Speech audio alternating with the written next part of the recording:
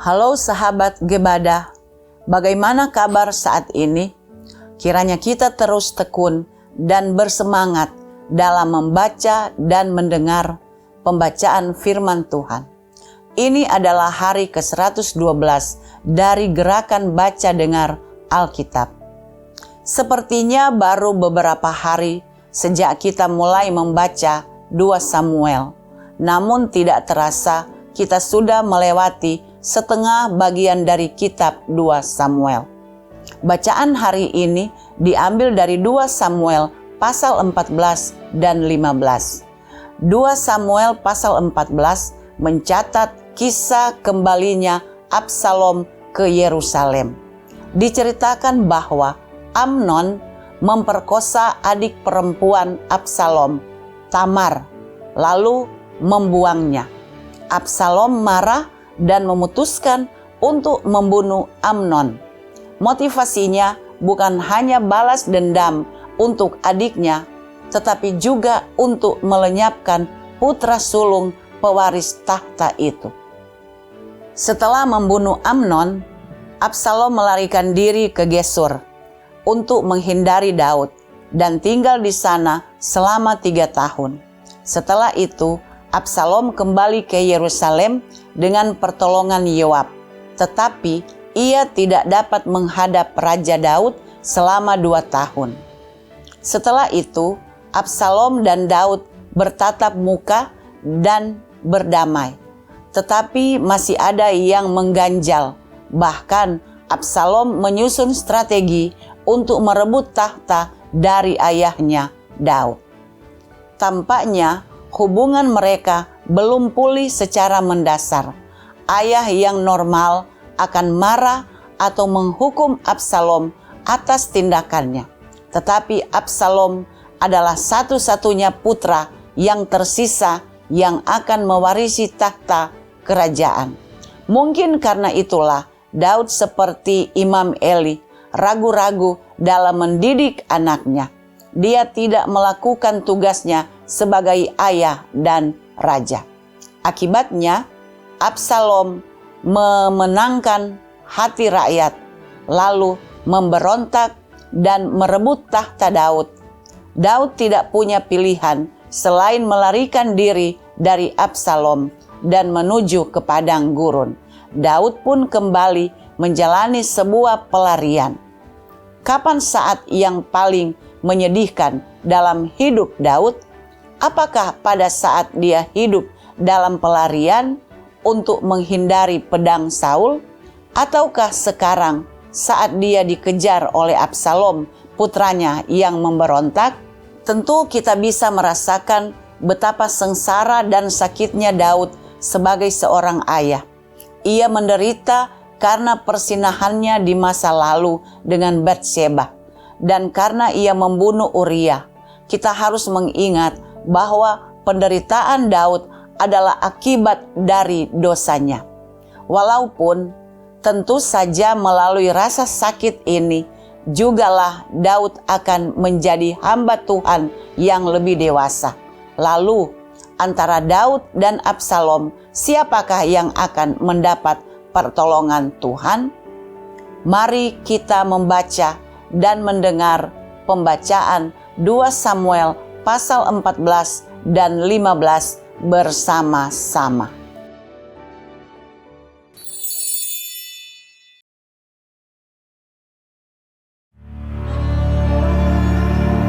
Ketika Yoab anak Seruya mengetahui bahwa hati raja merindukan Absalom, maka ia menyuruh orang ke Tekoa menjemput dari sana seorang perempuan yang bijaksana.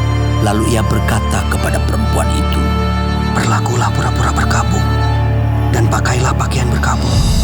Janganlah berurap dengan minyak, dan berlakulah seperti seorang perempuan yang telah lama berkabung karena seorang mati. Kemudian masuklah menghadap raja, dan berbicaralah kepadanya seperti ini." Lalu Yoab menaruh perkataannya ke dalam mulut perempuan itu. Ketika perempuan Tekoa itu masuk menghadap raja, sujudlah ia dengan mukanya ke tanah dan menyembah sambil berkata, "Tolonglah, ya Tuanku Raja." Raja bertanya kepadanya. Ada apa? Jawabnya, "Aku ini seorang janda, sebab suamiku sudah mati. Hambamu ini mempunyai 2 orang anak laki-laki. Mereka berkelahi di padang. Dan karena tidak ada yang memisahkan, maka yang satu memukul yang lain dan membunuh dia. Sekarang seluruh kaum keluarga bangkit melawan hambamu ini. Dan mereka berkata, 'Serahkanlah orang yang membunuh saudaranya itu, supaya kami menghukum dia mati ganti nyawa saudaranya yang telah dibunuhnya itu, dan supaya kami memunahkan juga ahli waris itu. Mereka hendak memunahkan keturunanku yang masih tersisa itu, dengan tidak meninggalkan nama atau keturunan bagi suamiku di muka bumi.' Lalu berbicaralah raja kepada perempuan itu. Pulanglah ke rumahmu. Mengenai engkau akan kuberi perintah. Perempuan Tekoa itu berkata kepada raja, Aku dan keluargaku akan menanggung kesalahan itu, ya Tuanku Raja. Tetapi raja dan tahtanya tak bersalah." Lalu berkatalah raja, Jika ada orang yang mengatakan apa-apa lagi terhadap engkau, bawalah orang itu menghadap aku, maka ia tidak akan mengusik engkau lagi. kata perempuan itu. Kiranya raja ingat kepada Tuhan Allahmu,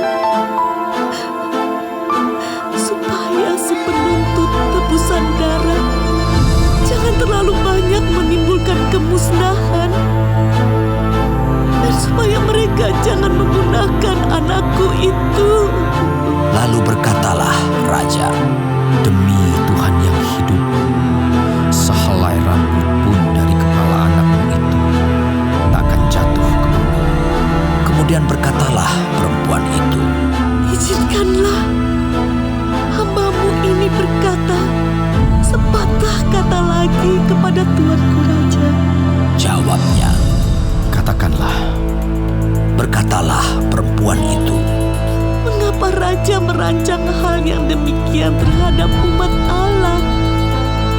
Oleh karena Tuanku mengucapkan perkataan ini, maka Tuanku sendirilah yang bersalah dengan tidak mengizinkan pulang orang yang telah dibuangnya. Sebab kita pasti mati. Kita seperti air yang tercurah ke bumi yang tidak terkumpulkan. Tetapi Allah tidak mengambil nyawa orang, melainkan Ia merancang supaya seorang yang terbuang jangan tinggal terbuang daripadanya. Maka sekarang aku datang mengatakan perkataan ini kepada Tuanku Raja, karena orang banyak itu telah menakut-nakuti aku. Sebab itu, pikir hambamu ini, baiklah aku berbicara dahulu dengan Raja. Mungkin Raja mengabulkan permohonan hambanya ini. Sebab Raja akan mendengarkan aku dan akan melepaskan hambanya ini dari tangan orang yang hendak memunahkan aku dan anakku bersama-sama dari milik pusaka Allah. Juga hambamu ini berpikir, perkataan Tuanku Raja tentulah akan menenangkan hati, sebab seperti malaikat Allah, demikianlah Tuanku Raja yang dapat membeda-bedakan apa yang baik dan jahat. Dan Tuhan Allahmu kiranya menyertai tuanku. Lalu raja menjawab, katanya kepada perempuan itu, Baiklah, jangan sembunyikan kepadaku apa yang hendak kutanyakan kepadamu. kata perempuan itu. Berkatalah kiranya tuanku raja. Kemudian bertanyalah raja, Adakah Yoab campur tangan dengan engkau dalam semuanya ini? perempuan itu menjawab, Demi hidupmu tuanku raja, tidaklah mungkin untuk menyimpang ke kanan atau ke kiri dari segala yang tuanku raja katakan. Sesungguhnya hamba-Mu Yoab yang memerintahkan daku. Dialah yang menaruh ke dalam mulut hamba-Mu segala perkataan ini dengan maksud untuk mengubah rupa perkara itu. Maka hamba-Mu Yoab melakukan perkara ini. Tetapi tuanku bijaksana, sama seperti malaikat Allah, sehingga mengetahui semua yang terjadi di bumi. Sesudah itu berkatalah raja kepada Yoab, Baik, kukabulkan permohonan ini. Pergilah, bawalah kembali orang muda Absalom itu. Lalu sujudlah Yoab dengan mukanya ke tanah dan menyembah sambil memohon berkat bagi raja. Dan Yoab berkata, Pada hari ini, hamba-Mu mengetahui bahwa tuanku raja suka kepada hamba. Karena tuanku telah mengabulkan permohonan hamba-Mu ini. Lalu bangunlah Yoab, ia pergi ke Gesur dan membawa Absalom ke Yerusalem. Tetapi berkatalah raja, Ia harus pergi ke rumahnya sendiri. Jangan ia datang ke hadapanku. jadi pergilah Absalom ke rumahnya sendiri dan tidak datang ke hadapan raja. Di seluruh Israel tidak ada yang begitu banyak dipuji kecantikannya seperti Absalom. Dari telapak kakinya sampai ujung kepalanya tidak ada cacat padanya. Apabila ia mencukur rambutnya pada akhir tiap-tiap tahun, ia mencukurnya karena menjadi terlalu berat baginya. Maka ditimbangnya rambutnya itu 200 shikal beratnya, menurut batu timbangan raja. Bagi Absalom lahir 3 orang anak laki-laki dan seorang anak perempuan yang bernama Tamar. Ia seorang perempuan yang cantik. Setelah Absalom diam di Yerusalem genap 2 tahun lamanya, dengan tidak datang ke hadapan raja, maka Absalom menyuruh memanggil Yoab untuk diutus kepada raja. Tetapi ia tidak mau datang kepadanya. Kemudian disuruhnya memanggil dia lagi untuk kedua kalinya, tetapi ia tidak mau datang. Lalu berkatalah ia kepada hamba-hambanya, Lihat, ladang Yoab ada di sisi ladangku, dan di sana ada jelainya. Pergilah, bakarlah itu. Maka hamba-hamba Absalom membakar ladang itu. Lalu Yoab pergi mendapatkan Absalom ke rumahnya dan bertanya kepadanya, Mengapa hamba-hamba-Mu membakar ladang kepunyaanku itu?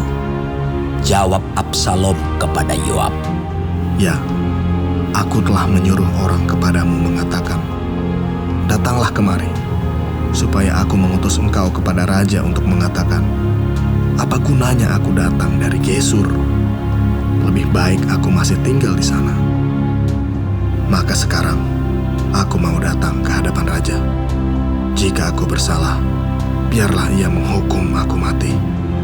Kemudian masuklah Yoab menghadap raja dan memberitahukan hal itu kepadanya.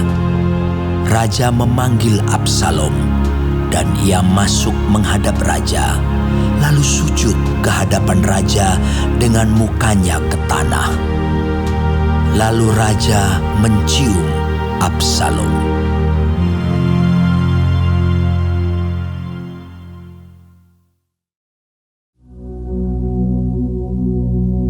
Sesudah itu Absalom menyediakan baginya sebuah kereta serta kuda dan 50 orang yang berlari di depannya. Maka setiap pagi berdirilah Absalom di tepi jalan yang menuju pintu gerbang.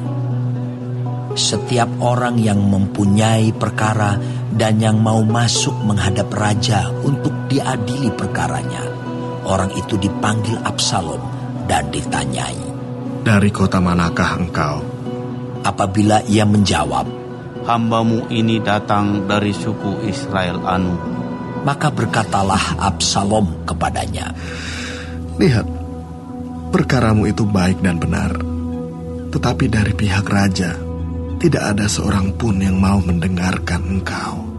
Lagi kata Absalom, "Sekiranya aku diangkat menjadi hakim di negeri ini, maka setiap orang yang mempunyai perkara atau pertikaian hukum boleh datang kepadaku, dan aku akan menyelesaikan perkaranya dengan adil." Apabila seseorang datang mendekat untuk sujud menyembah kepadanya, maka diulurkannyalah tangannya, dipegangnya orang itu, dan diciumnya. Cara yang demikianlah diperbuat Absalom kepada semua orang Israel yang mau masuk menghadap untuk diadili perkaranya oleh raja. Dan demikianlah Absalom mencuri hati orang-orang Israel. Sesudah lewat 4 tahun, bertanyalah Absalom kepada raja, "Izinkanlah aku pergi, supaya di Hebron aku bayar nazarku yang telah kuikrarkan kepada Tuhan.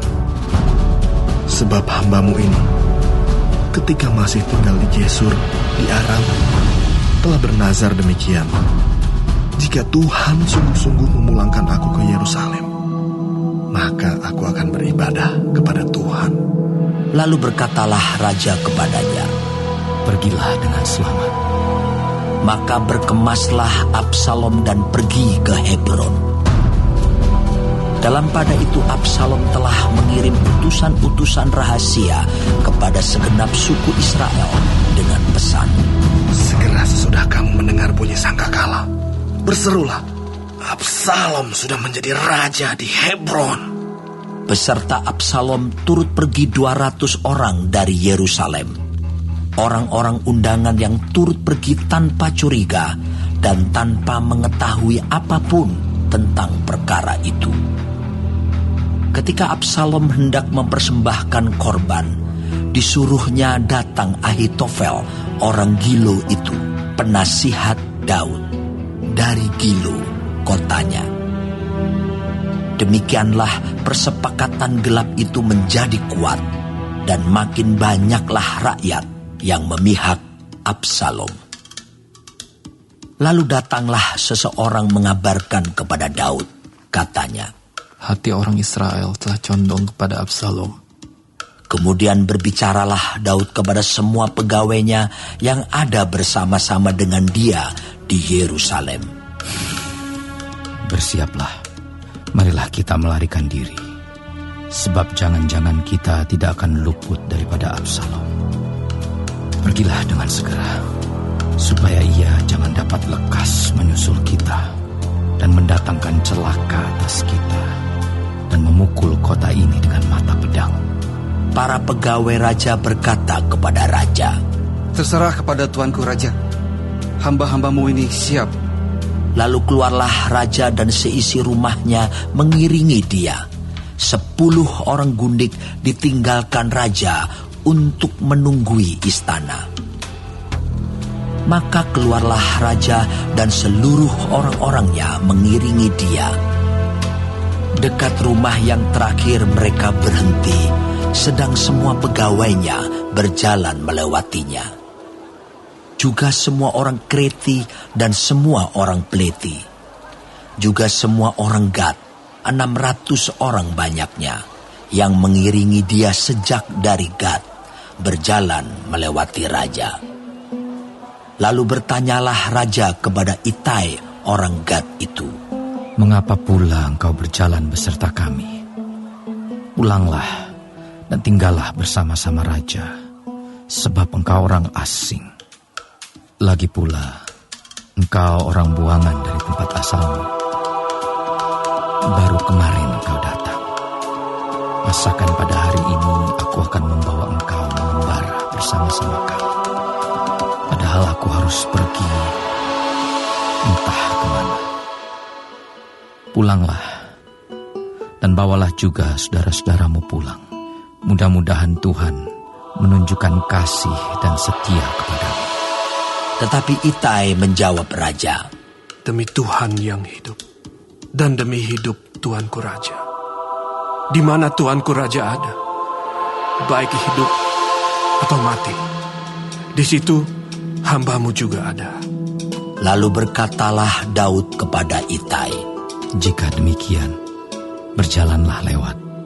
Kemudian lewatlah Itai orang Gad itu, bersama-sama dengan semua orangnya, dan semua anak yang menyertai dia. Seluruh negeri menangis dengan suara keras ketika seluruh rakyat berjalan lewat. Raja menyeberangi sungai Kidron dan seluruh rakyat berjalan ke arah padang gurun. Dan lihat, juga Zadok ada di sana beserta semua orang Lewi, pengangkat tabut perjanjian Allah. Mereka meletakkan tabut Allah itu. Juga Abiatar ikut datang. Sampai seluruh rakyat dari kota selesai menyeberang. Lalu berkatalah raja kepada Zadok, Bawalah tabut Allah itu kembali ke kota. Jika aku mendapat kasih karunia di mata Tuhan, maka Ia akan mengizinkan aku kembali, sehingga aku akan melihatnya lagi, juga tempat kediamannya. Tetapi jika Ia berfirman begini, aku tidak berkenan kepadamu, maka aku bersedia. Biarlah dilakukannya kepadaku apa yang baik di matanya.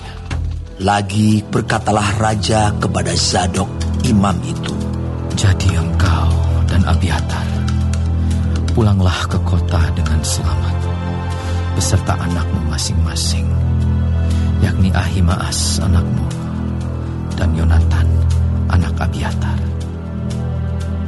Ketahuilah, aku akan menanti di dekat tempat-tempat penyeberangan ke padang gurun, sampai ada kabar dari kamu untuk memberitahu aku. Lalu Zadok dan Abiatar membawa tabut Allah itu kembali ke Yerusalem, dan tinggallah mereka di sana. Daud mendaki bukit Zaitun sambil menangis. Kepalanya berselubung dan ia berjalan dengan tidak berkasut. Juga seluruh rakyat yang bersama-sama dengan dia masing-masing berselubung kepalanya, dan mereka mendaki sambil menangis. Ketika kepada Daud dikabarkan demikian, Ahitofel ada di antara orang-orang yang bersepakat dengan Absalom. maka berkatalah Daud, Gagalkanlah kiranya nasihat Ahitofel itu, ya Tuhan. ketika Daud sampai ke puncak, ke tempat orang sujud menyembah kepada Allah, maka datanglah Husai, orang Arki, mendapatkan dia dengan jubah yang terkoyak dan dengan tanah di atas kepala. Berkatalah Daud kepadanya, Jika engkau turut dengan aku, maka engkau menjadi beban kepadaku nanti. Tetapi jika engkau kembali ke kota dan berkata kepada Absalom, Aku ini hambamu ya Raja. Sejak dahulu aku hamba ayahmu, tetapi sekarang aku menjadi hambamu. Dengan demikian, engkau dapat membatalkan nasihat Ahitofel demi aku. Bukankah Zadok dan Abiatar, imam-imam itu, ada bersama-sama engkau di sana? Jadi segala yang kau dengar dari dalam istana raja, haruslah kau beritahukan kepada Zadok dan Abiatar, imam-imam itu. Ingatlah, di sana bersama-sama dengan mereka ada kedua anak mereka, Ahimaas anak Zadok dan Yonatan anak Abiatar. Dengan perantaraan mereka, haruslah kamu kirimkan kepadaku segala hal yang kamu dengar.